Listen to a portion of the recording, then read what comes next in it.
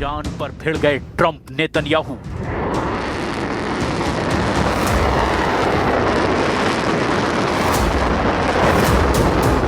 क्या ईरान पर डील और नो डील पर भिड़ गए हैं ट्रंप और नेतन्याहू? ट्रंप मांगे परमाणु डील, नेतन्याहू कहें करो हमला।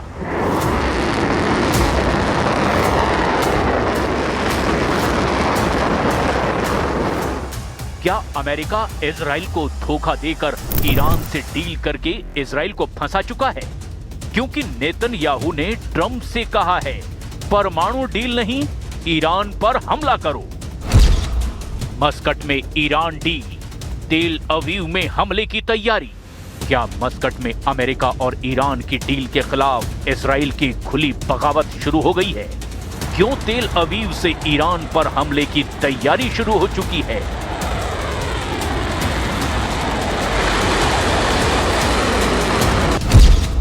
अमेरिका से पहले ईरान पर हमले को तैयार इजराइल।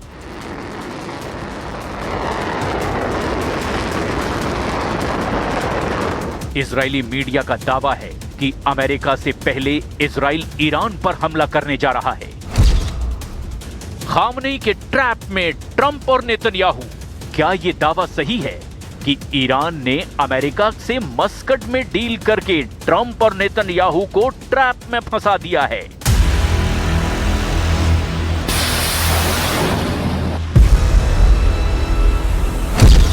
अकेले दम पर ईरान पर हमले को तैयार इजराइल।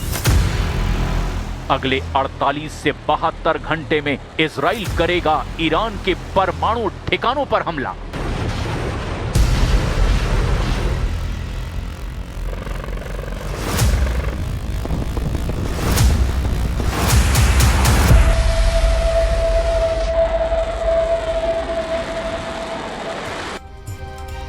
स्वागत है आपका न्यूज 18 के स्टूडियो में, powered by Vikram T.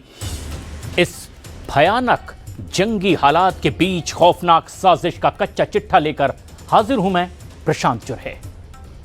Israel आखिर ईरान पर बहुत बड़ा हमला करने के लिए इतना उतावला क्यों है?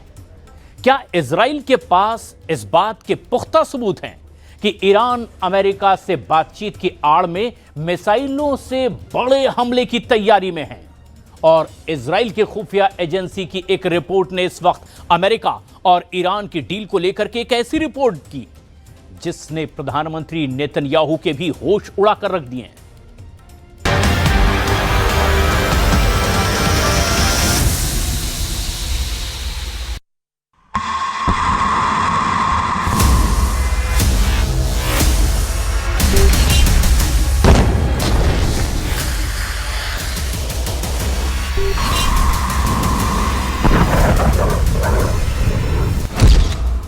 उड़ा देंगे ईरानी परमाणु ठिकाने, इजराइल का अमेरिका को चैलेंज।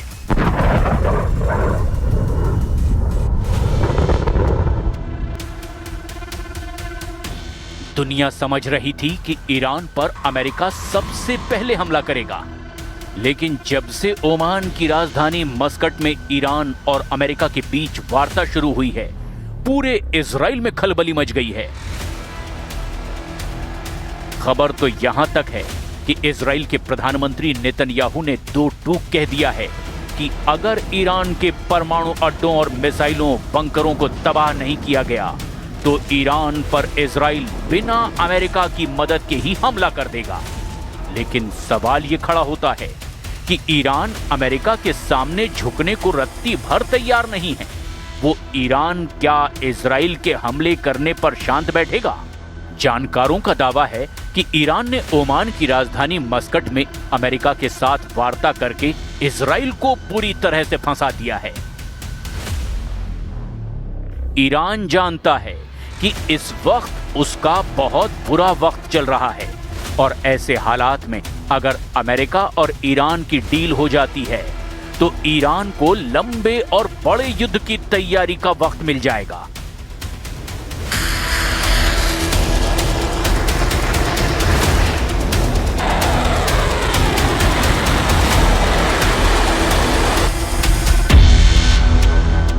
वहीं इजराइल का मानना है कि ईरान में हुए हिंसक प्रदर्शन के बाद से ही ईरान बेहद कमजोर है और इसी अफरा तफरी के बीच अगर ईरान के परमाणु अड्डों पर हमला हो जाता है तो ईरान की परमाणु और मिसाइल क्षमता पूरी तरह से तबाह हो जाएंगी। इसी को लेकर अब इजराइल के पीएम नेतन्याहू ने अमेरिका पर भड़कते हुए साफ कह दिया है कि इजराइल ईरान पर कभी भी हमला कर सकता है।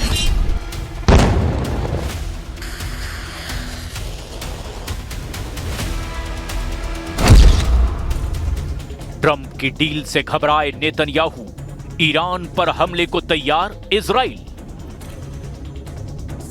ओमान की राजधानी मस्कट में अमेरिका और ईरान के बीच चल रही शांति वार्ता के बीच इजराइल की आक्रामक धमकियां इस सोची समझी सैन्य और कूटनीतिक रणनीति का हिस्सा माना जा रहा है। इजराइल के इस कड़े रुख और धमकियों के पीछे 5 मुख्य कारण हैं। पहला, समय खरीदने की ईरानी चाल का डर। दरअसल इजरायली खुफिया एजेंसी मोसाद की रिपोर्ट के मुताबिक ईरान मस्कट वार्ता का उपयोग केवल समय बिताने के लिए कर रहा है। इजराइल का मानना है कि जब तक टेबल पर बातचीत चलेगी अमेरिका हमला नहीं करेगा और इसी बीच ईरान गुप्त रूप से अपने परमाणु हथियारों को अंतिम रूप दे देगा। इजराइल की धमकी का उद्देश्य अमेरिका पर दबाव डालना है कि वो वार्ता को लंबा ना खींचे। दूसरी वजह, मस्कट वार्ता का सीमित एजेंडा। दरअसल मस्कट में हो रही बातचीत मुख्य रूप से केवल परमाणु कार्यक्रम पर केंद्रित है।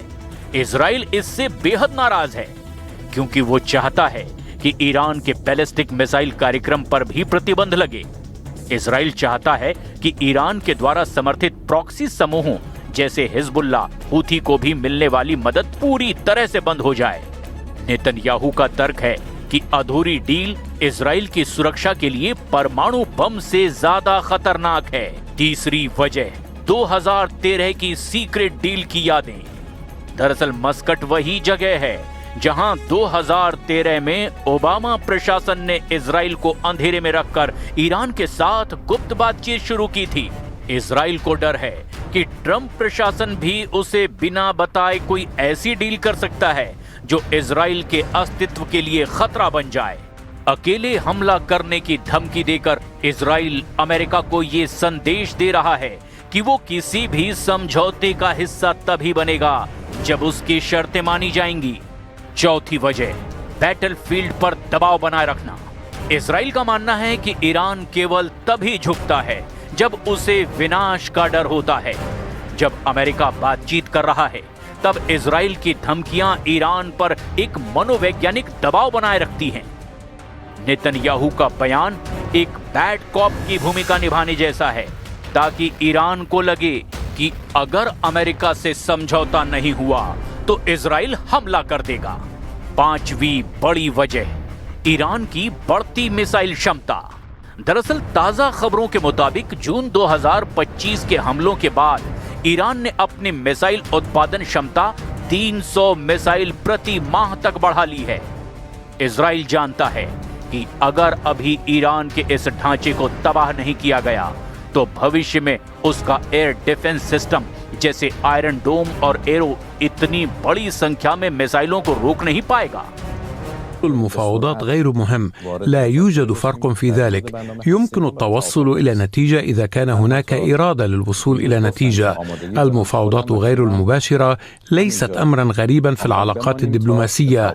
مضمون المفاوضات هو المهم. प्रधानमंत्री नेतन्याहू ने अपनी सुरक्षा कैबिनेट की बैठक में कहा है कि इतिहास गवाह है, जब बात हमारे अस्तित्व की आती है तो हम किसी का इंतजार नहीं करते।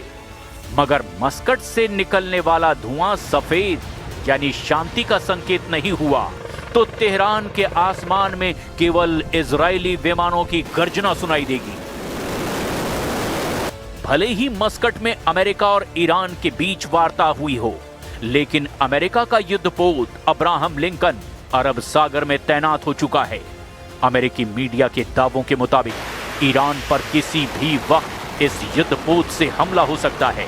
जो रिपोर्ट सामने आ रही हैं, उसके मुताबिक अमेरिका और इजराइल सबसे पहले ईरान के परमाणु ठिकानों को तबाह करना चाहते हैं। लेकिन दिक्कत ये है कि ईरान ने इस बार अपनी इतनी जबरदस्त परमाणु तैयारी की है कि अमेरिका और इजराइल के होश उड़ गए हैं। सैटेलाइट से आई तस्वीरों ने साबित कर दिया कि ईरान अपने परमाणु ठिकानों पर कुछ ऐसा गुप्त कर रहा है जो अमेरिका और इजराइल के लिए काल बन सकता है। एक तरफ ट्रंप की ईरान से टक्कर हो रही है, तो वहीं दूसरी तरफ यूक्रेन और रूस का युद्ध सुलझाने का बहुत बड़ा चैलेंज भी लगातार बना हुआ है। पुतिन के एक बहुत ही खास जनरल को गोलियों से छलनी कर दिया गया है और यह हमला रूस की राजधानी मॉस्को में हुआ है। पुतिन का यह कमांडर जिंदगी और मौत के बीच झूल रहा है और उसे कुछ हुआ तो यह समझ लीजिए कि पुतिन सीधे ज़ेलेंस्की से इसका बदला जरूर लेंगे।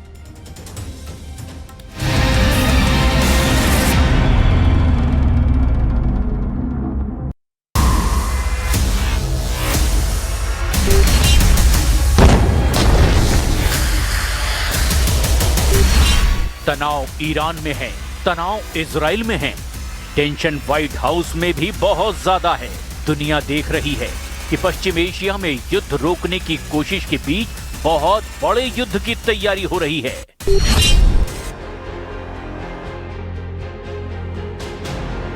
अमेरिका का जंगी बेड़ा ईरान के करीब है, किसी भी वक्त हमले का ऑर्डर दिया जा सकता है।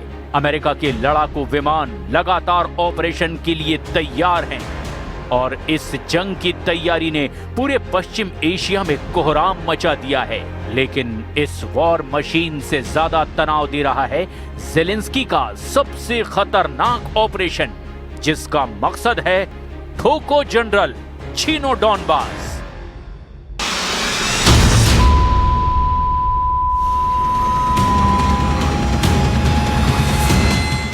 रूस में कई कमांडरों को मार चुके ज़ेलेंस्की के हिटमैन रूस के हर बड़े शहर में एक्टिव हो चुके हैं। Moscow, Saint Petersburg, Kazan, Nizhny, Rostov, Volgograd और व्लादिवोस्तोक। रूस का हर शहर अब ज़ेलेंस्की का हंटिंग ग्राउंड बनता जा रहा है।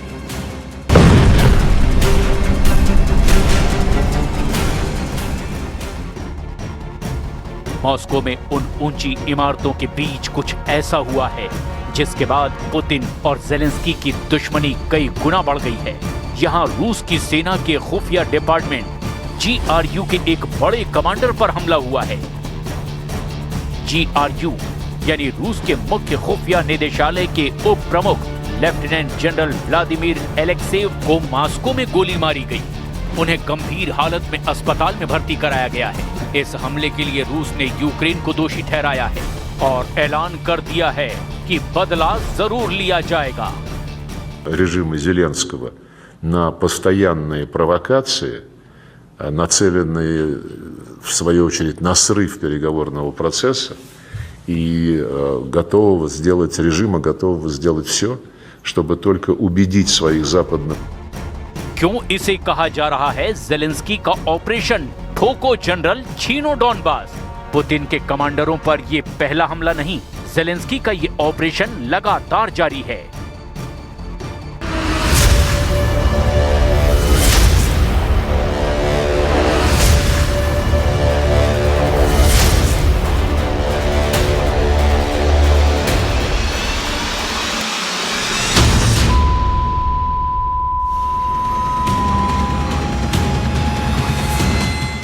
दिसंबर 2022 को मॉस्को में हुआ यह धमाका पुतिन को दहला चुका है।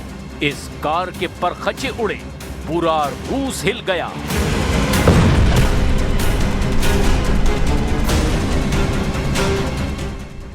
जब पुतिन का वो जिगरी जनरल मारा गया था जिस पर यूक्रेन युद्ध की बहुत बड़ी जिम्मेदारी थी।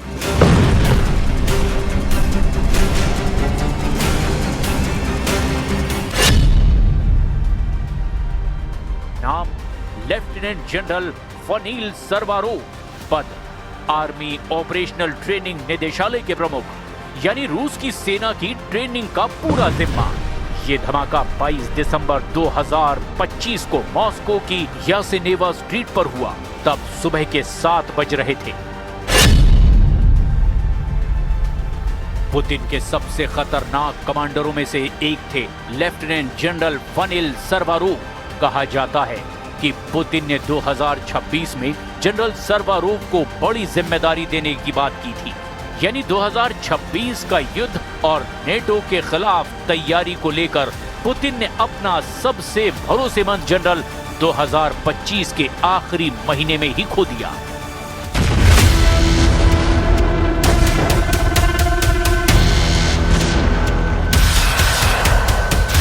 लेफ्टिनेंट वनिल सर्वारोव की कार में धमाका हुआ था। उनकी मौके पर ही मौत हो गई।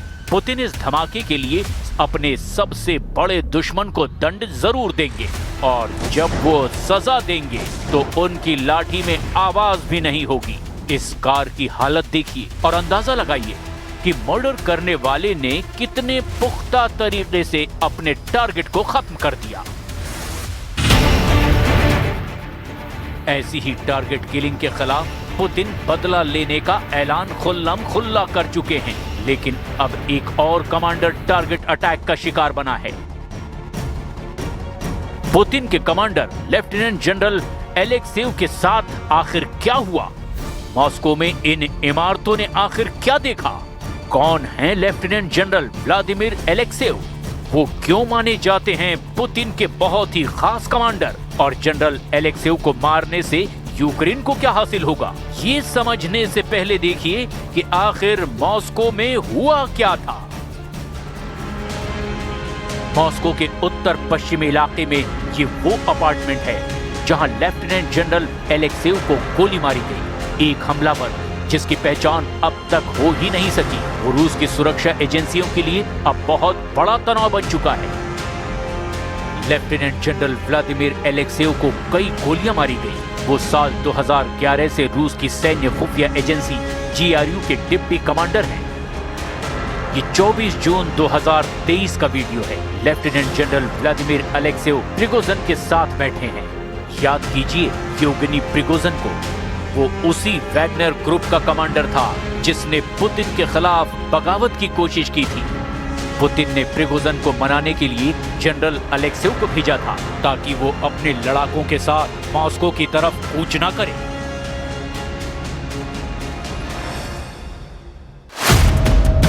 साफ है, लेफ्टिनेंट जनरल व्लादिमीर एलेक्सेव हमेशा से पुतिन के बहुत खास कमांडरों में गिने जाते रहे हैं।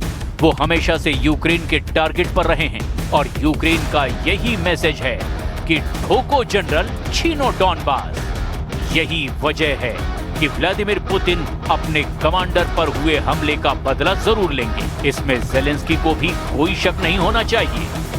Ну, мне кажется, что это было в районе 6:30. Пишут везде 7, но мне кажется, 6:30, потому что в 7 уже полиция приехала.